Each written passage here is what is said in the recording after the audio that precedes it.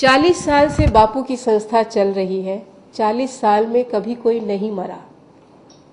40 साल में करोड़ों लोग बापू के साथ जुड़े हैं और पिछले 1 साल से ऐसा कोई दिन नहीं गया जिस दिन बापू के खिलाफ किसी मीडिया ने कोई खबर न लगाई हो। किसी ने जरूर लगाई है। 30 या 20 में से एक जगह तो लग ही गई है। इतना होने के बाद भी हर पूर्णिमा पे बापू के पास हजारों लोग आते हैं, बापूजी आपसे ही दीक्षा लेनी है। मुद्दा यही खड़ा होता है कि कोई तो वजह होगी। 40 साल से एक संस्था चल रही है, नंबर 1। नंबर 2, हर पूर्णिमा पे हजारों लोग बापू के पास दीक्षा लेने के लिए आते हैं, हाथ जोड़ के रिक्वेस्ट करते हैं। और बापू के साधकों में सिर्फ लो लेवल के लोग ही नहीं हैं। ये ठीक है कि सब सिंपल से वाइट कपड़े पहनते हैं जो प्रेस भी नहीं होते, धुलते हैं और पहनते हैं, ये ठीक है। लेकिन बापू के साधकों को अगर आप गिनने बैठेंगे तो यकीनन ऐसा कोई फील्ड नहीं होगा जहां बापू के साधक नहीं होंगे। मैं बापू की साधिका पिछले 7 साल से हूं। मैं आज क्यों आई हूं मीडिया से बात करने के लिए? मुझे चोट लगी है, मुझे दुख हुआ है, मुझे फील ये हुआ है कि आज गुरु दक्षिणा का दिन है। बापू नहीं मांगेंगे गुरु दक्षिणा, लेकिन अगर हमने नहीं दी तो फिर कभी मौका भी नहीं आएगा। बापू के गुरुकुल पिछले 2004 से चल रहे हैं। 2004 से गुरुकुल चल रहे हैं। 2 बच्चों के साथ हादसा होता है तो फिर हम क्या उन बच्चों को मार रहे हैं? रतलाम में बस जा रही है पिकनिक की पूरी बस खाई में गिर जाती है, 40 बच्चे मर जाते हैं। क्यों नहीं 304 लगता है किसी के खिलाफ? क्या वो मौत नहीं है? दिल्ली के स्कूल में बच्चे एग्जाम देने जाते हैं, सीढ़ी से उतरते हैं, 16 बच्चे अस्पताल में एडमिट होते हैं, 10 बच्चे मर जाते हैं। क्या वो मौत नहीं है? मेरा दिल इसलिए दुखी होता है कि वो 2 बच्चों की मौत, वकील बहुत जिसके घर से जाता है ना, दुख उसको होता है, उसको पता होता है उसका क्या गया है। अब मेन मुद्दे पे आते हैं। पिछले 40 साल से संस्था चल रही है। 30 से 35 लोग ऐसे हैं उस संस्था से टूट के निकल गए हैं। उनकी वजह अपनी थी। पहला नाम अखबारों में छपता है प्रजापति वैद्य प्रजापति, जो कि 18 साल बापू की संस्था में वैद्यगिरी करता रहा।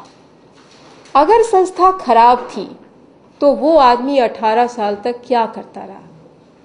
नंबर 1। दूसरा नाम आता है राजू चंडाक का, जिसको राजू लंबू के नाम से जाना जाता है। वो दावा करता है कि मैं 20 साल संस्था में रहा हूं। अगर संस्था खराब थी तो वो व्यक्ति 20 साल कैसे रह गया? चलिए मान लेते हैं संस्था खराब थी, तो 1 दिन, 2 दिन, 3 दिन, 20 दिन बाद पता नहीं चल जाएगा कि संस्था खराब है? 20 साल वो आदमी रहता है, 20 साल वो फ्री सेवा करता है, हाथ जोड़ के प्रार्थना करता है, बापू के आगे पीछे घूमता है, और 20 साल बाद फिर जब निकलता है अपनी वजह से, उसके निकलने की वजह भी हम बता देंगे, बहुत सारी वजह है। जब वो निकलता है तो बाहर जाके बोलता है कि मैं तो इस आश्रम को खत्म कर दूंगा। क्या एक अकेला आदमी 40 साल से चली आ रही संस्था जिसके करोड़ों साधकों को खत्म करने की कोशिश कर सकता है, खत्म कर लेगा? वो अपने साथ उन साधकों को भी जोड़ लेता है जो और धीरे धीरे निकल रहे हैं। 35 लोग निकल चुके हैं। 35 लोग अगर निकले हैं, 40 साल से संस्था चल रही है, तो वो खराब है कि ये खराब है? डिसीजन आपके सामने है। बापू के साधकों में IAS भी हैं, पॉलिटिशियन भी है, साइंटिस्ट भी हैं, डॉक्टर भी हैं, स्टूडेंट भी हैं, और देश विदेश सब जगह पे। और हर पूर्णिमा पे आप देखेंगे इतने कुप्रचार के बाद भी हर पूर्णिमा पे, आप किसी पूर्णिमा पे बापू के सत्संग में आप जाके खड़े होके देखिए, आप कुप्रचार हो रहा है, ओके, एक तरफ हो रहा है, लेकिन फिर दूसरी तरफ ये भी तो देखिए कि हजारों लोग उस कड़ी में जुड़ने को तैयार हैं। तो संस्था खराब होगी क्या? ये डिसीजन मैं आप पे छोड़ती हूँ। मान लीजिए संस्था खराब है, तो क्या ये करोड़ों लोग मूर्ख हैं, बेवकूफ हैं? कुछ तो रीजन होगा ना बापू के पास। बापू के साधकों की लिस्ट में गिनवा दूं, अभी मैं आपको एक सीधी कोशिश करूंगी दिखाने की। ईशांत शर्मा बॉलिंग करता है इंडियन क्रिकेट टीम में, उसकी एक बहन है ईवा शर्मा। ईशांत शर्मा जब कोशिश कर रहा था कि मेरा इंडियन टीम में सिलेक्शन हो जाए, तो उस ईवा शर्मा ने 40 दिन का बापू का पाठ था, आशा रामायण पाठ रखा, और उसने बापू की तस्वीर को बोला कि मैं ये पाठ इस नियत से रख रही हूँ कि मेरे भाई का इंडिया टीम में सिलेक्शन होना चाहिए, अगर आप में पावर है तो, नहीं तो मैं पूरी जिंदगी आपके दर्शन नहीं करूँगी। ये बात उसने सिर्फ फोटो से बोली है, बापू से नहीं बोली है। उस व्यक्ति का इंडिया टीम में सिलेक्शन होता है। वो लड़की ईशान शर्मा, मम्मी पापा चारों लोग रजोकरी आश्रम में बापू के दर्शन करने जाते हैं और दूर से बापू उसको बोलते हैं, हे गुड़िया तेरे भाई का सिलेक्शन हो गया ना। इसे आप क्या कहेंगे?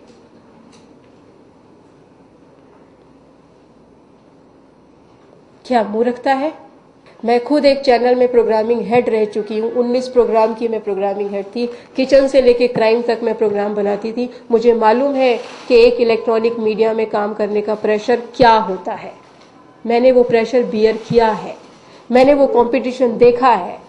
मगर इसका मतलब ये कहीं नहीं होता कि हम खबर के साथ इतना पक्षपात करें कि हम खुद के जज्बात को भूल जाएं। एक संत सिर्फ एक काम कर रहा है, भारतीय संस्कृति को मरने नहीं दे रहा है। सिर्फ ये काम कर रहा है। इसमें क्या गुनाह है मुझे ये बता दीजिए। मैं 35 कप चाय पीती थी एक दिन में, 35 कप चाय, जो कि विमेन ऑफ डेमनोन के लिए कहीं भी अच्छा नहीं है। साइंस से देख लीजिए, किसी भी तरीके से देख लीजिए, एक महिला का एब्डोमिनल सिस्टम इतना स्ट्रांग होता ही नहीं है कि 35 कप की निकोटीन वो बर्दाश्त कर ले। मैं पीती थी।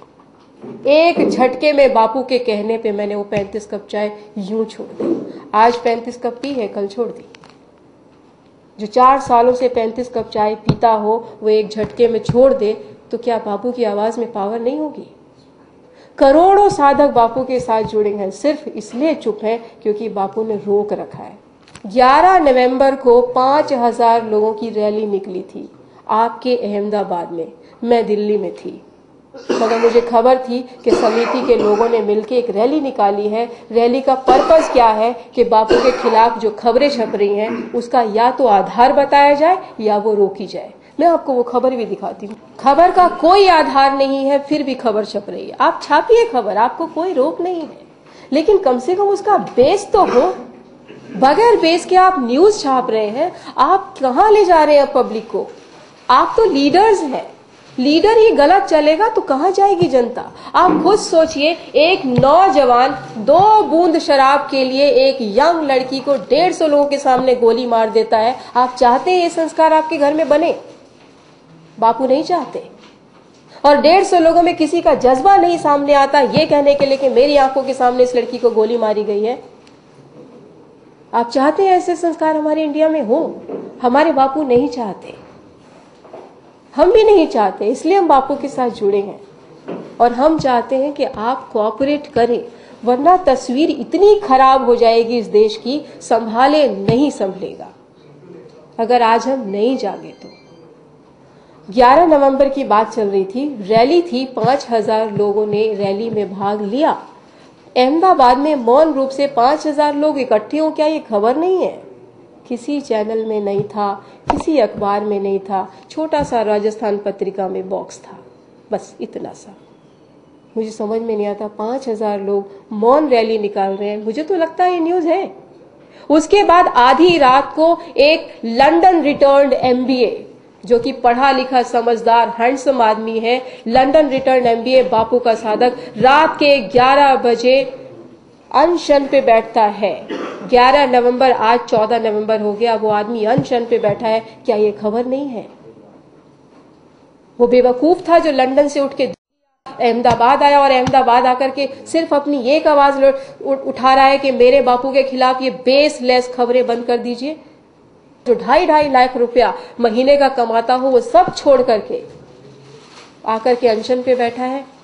11 नवंबर से वो इंसिडेंट शुरू है, 14 नवंबर हो गया, आज तक किधर भी न्यूज नहीं है। ये खबरें या तो बंद की जाए या इसका बेस बताया जाए, कहां गलत है उसकी डिमांड।